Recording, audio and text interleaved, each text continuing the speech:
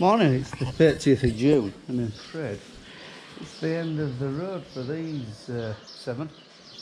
It's the last fat cattle to go into York Livestock Centre, and I think trade's still very good. There's nothing really startling among them, but they're all going this morning, so let's hope trade. I think trade has dropped back a bit, but still fairly good. But that bugger shouldn't even be in here, that should be out to grass, but he misbehaved that much when we were worming them and sorting them out. In fact, he jumped a great bloody wall and off he went. And he had a bit of a do with Warney. He got in with Warney, and him and Warney had a right set to. So we thought, no more problems off you. In fact, he has got a couple of little knackers. So whether he has, someone's castrated him and not got his balls, I don't know, because he's a little bit bully. Yeah, end at road for this gang.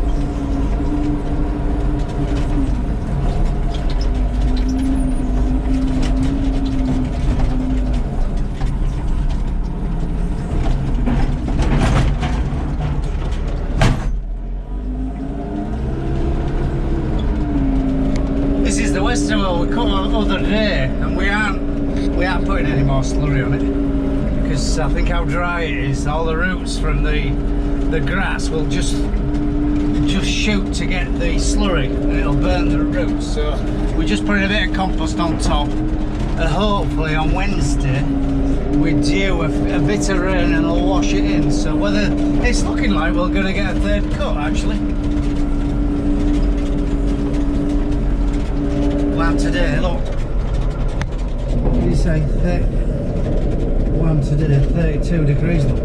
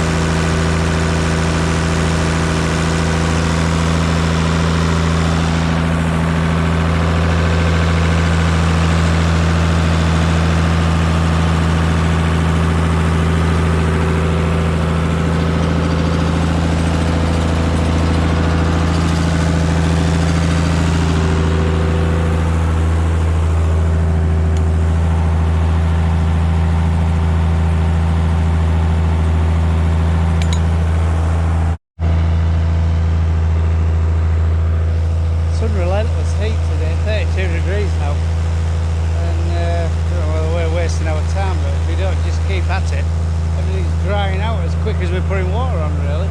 Yon end at field are doing really well actually. It's this end on this, it's still quite cobbly as the soil, and the wind seems to be blowing through it. We run a passive irrigation and it's moist for a spell, and then the wind seems to run through it and dries it out in no time. But this is my last run. Matt's bringing one of his now, what I'll do full length at field. And he's going to take over because I've had enough of it. Whew. Hot. Too warm for little dogs.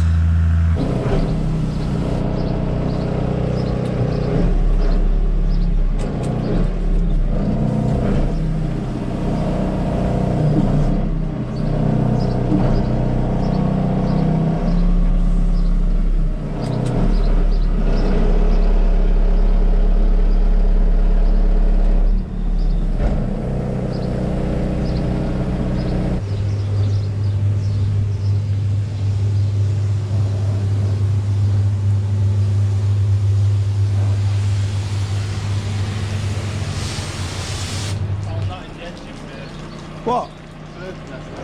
Oh, bird's nest is okay. Oh yeah, but I mean a rat's nest. Oh, I see what he's saying. Oh, he's just said, Phil, I don't know whether you heard that. He's just found a bird's nest in the engine bay, again the manifold. Yeah, it'd have been a fire, wouldn't it? But at least it isn't a rat nest. Touch wood. Touch wood, I'm going to touch wood. We don't get a lot of bother with rats, but it's always parked in a real open shed.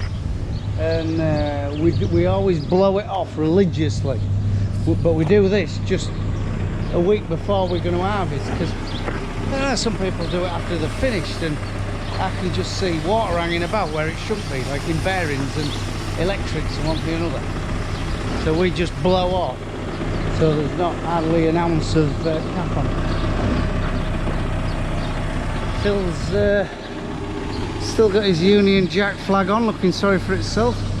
Basically like our country at the moment, you can nearly knock the great off Great Britain. It's just a embarrassing shithole at the moment, isn't it? Christ, full of everybody who we don't want. It's a mad spot, isn't it? I don't know where we're heading, do you?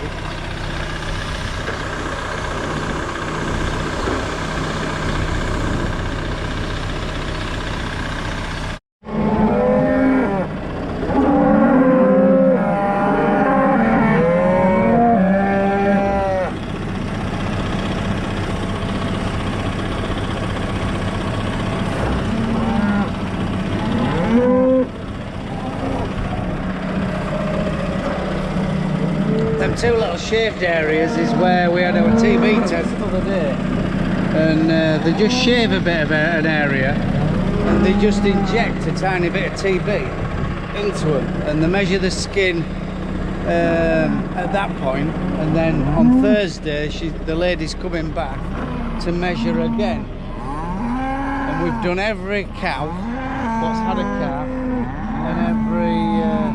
and and the bull.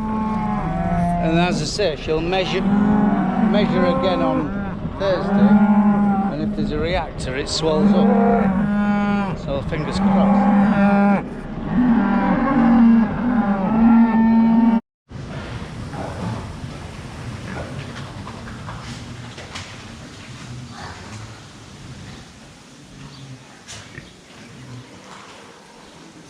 Seems to be a decent batch of pigs they've delivered. But they've bloody grown since we've had them.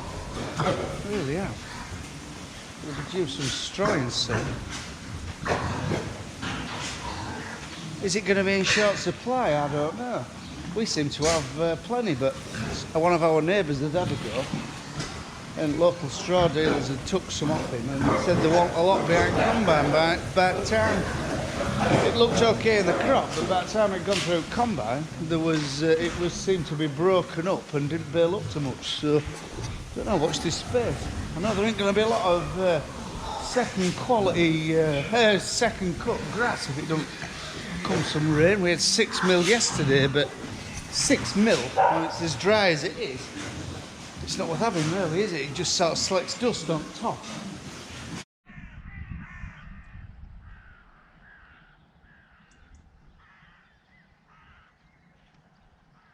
Come on!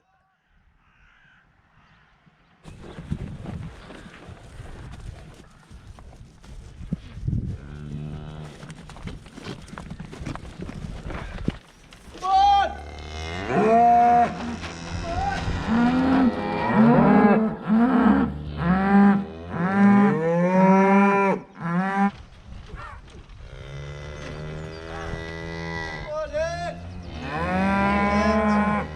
In you get.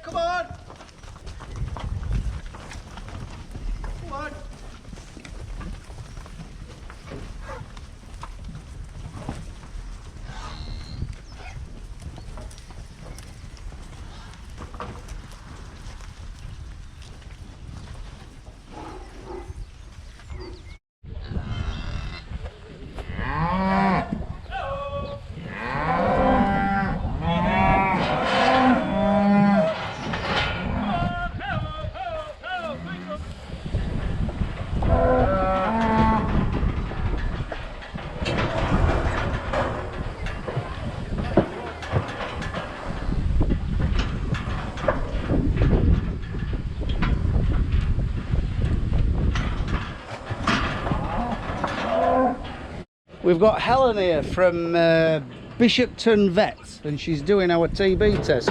And she came on Monday, and we did the test areas.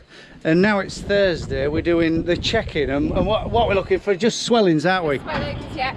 Just any, you know, anything what sort of swells up. It's a reactor, and so far so good. But we are in a TB4 area, which is fairly clear of TB. And we're also putting a dose of this. Well, I don't know what it is really. It's to keep insects off them. And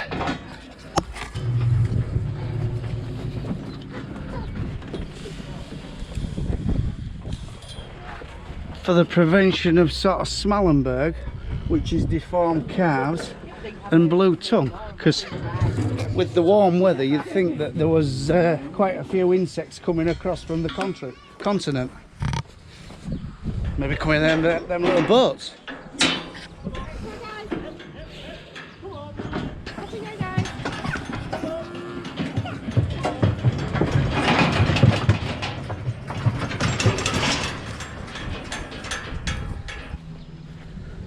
We've got farm manager here. Are you in charge of answering phone bill? Anyone wrong? Future farmer. 4th generation. Isn't he? Oh, and they're watching Gruffalo in front on TV thing.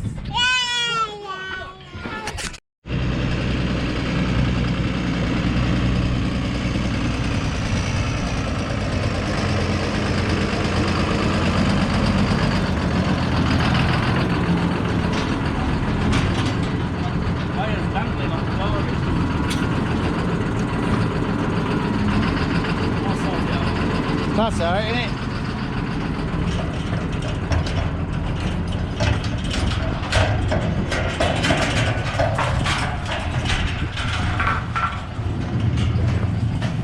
It's a hell of a rig out. Just like to say thanks very much, Chris. It's made life much easier.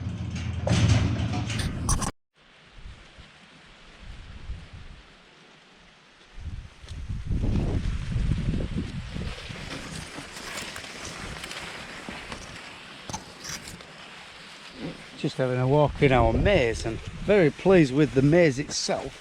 It's romping away, but the black grass in this field, this used to be clean land, and it flooded. The beck came over and it absolutely flooded. This was a lake.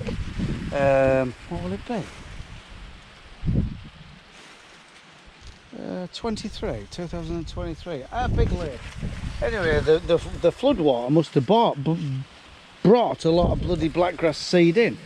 And bloody hell, what's going to happen this year, unless these blackgrass plants get smothered, which I don't think so, because it ain't tall enough at the minute. They're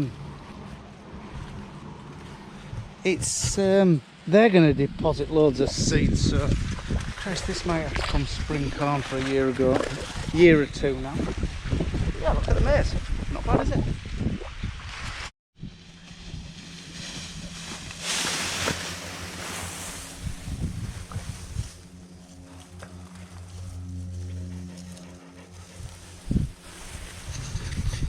We've got two different bloody dog's cracker, but we've got two different varieties of barley in this field. We've got Tardis on the right hand side, and we've got Cassia on the left hand side. And the Cassia's, well, I think a better crop, I really do. Yep. Yeah, I think the Cassia is a better crop. It's a bit taller. And it looks heavier. I mean, wheeling's a bloody great, but no, it don't look bad barley really. What it'll do, like, but it ain't quite there. It's just we got a shower of rain yesterday. And it's just put a dampener on thing really. But I think tomorrow we might have a go if it's nice weather. But bloody wheelings are terribly green.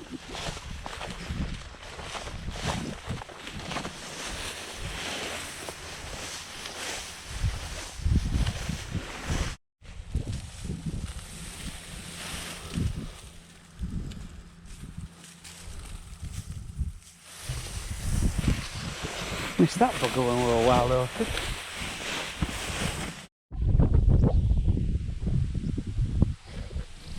This is another field of winter barley. But you can see it's rotten ripe here. Fit to go, good to go is that. But there's like patches there. Like a heavy patch there, like a horseshoe bit in the field. What's nowhere near in the wheelings. I wish I'd bloody rounduped it now, but anyway, that's how we're late. But I ain't worried about these bits in wheelings. They'll disappear. The lack of moisture in this rotten ripe stuff will sort of even that out, you know. It'll all mix in, and on an average I reckon today she'll be about 17-18%. 17% I guess. So it all depends on how hard it is. Either way with your fingernail test. See, that's soft. No, I think the jumping gun having a go today.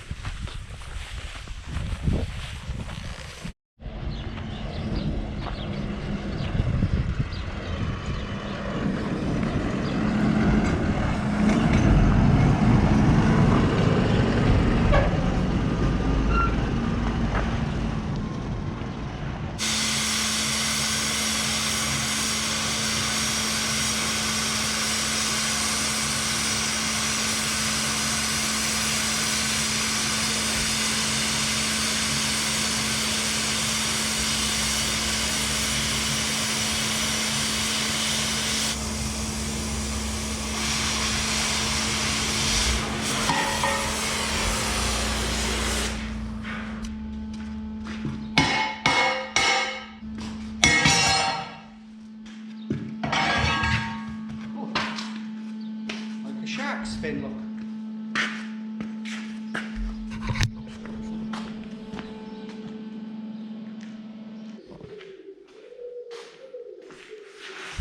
Last job of the day, I just put this together for Jake when he starts sucking out the slurry bag. That, you put a big rigid pipe on there, or you put a big suction pipe on there and it goes to the valve on the back.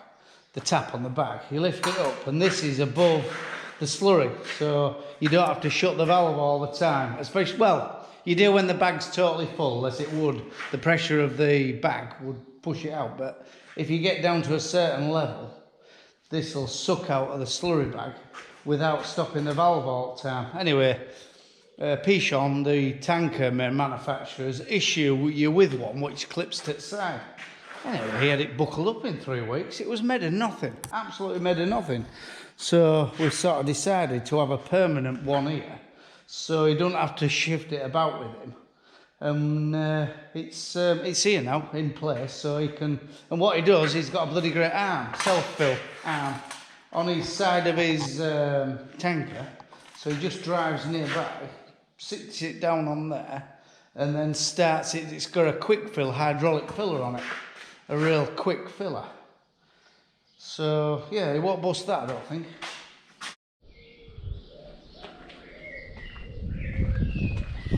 All washed off, ready to go. All serviced up, greased, checked all oils, changed oils what were needed changing one place and another, checked all belts, so hopefully we'll have a fault-free season. Phil's been cleaning trailers off and servicing trailers, greasing them or one thing or another. Christ, we've got a lot of swallows this time. Oh, they're sparrows now.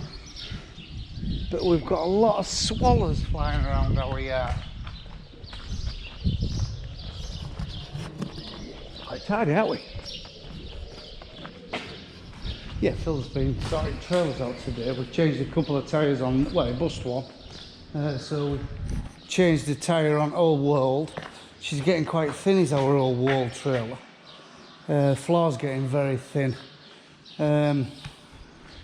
This is a Triffitt D-mount trailer. So you've got a D-mount body, 14 tonner.